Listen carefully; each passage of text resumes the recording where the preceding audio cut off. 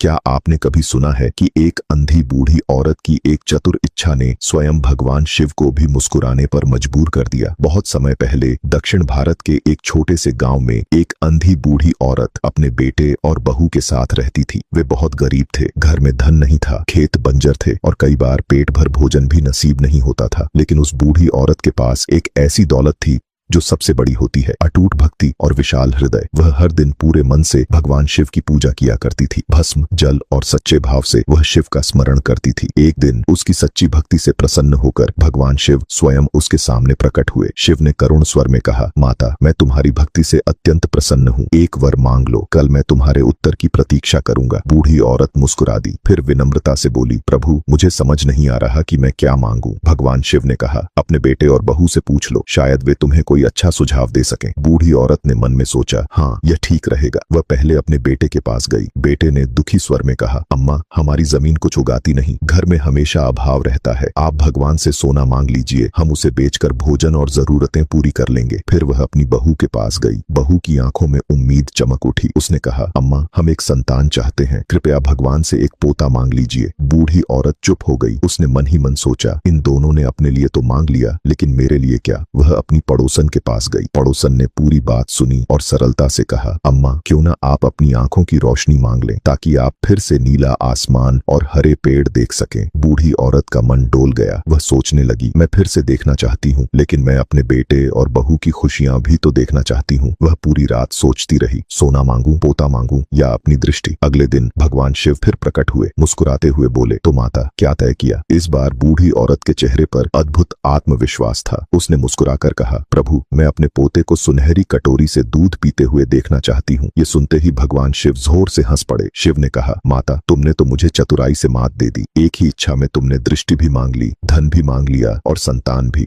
लेकिन क्योंकि तुमने मुझे हंसाया है, मैं तुम्हारी हर इच्छा पूर्ण करता हूँ। और तभी चमत्कार हुआ। बूढ़ी औरत की आंखों की रोशनी लौट आई, घर में धन आया, बहू की गोद भर गई, पूरे गांव में दिव्यता फैल गई। भगवान शिव मुस्कुराते हुए आकाश में अंतर्ध्यान हो गए और उस दिन से उस बूढ़ी औरत की भक्ति और बुद्धि एक मिसाल बन गई। अगर आपको यह वीडियो पसंद आया हो तो कमेंट में ओम नमः शिवाय लिखना न भूलें।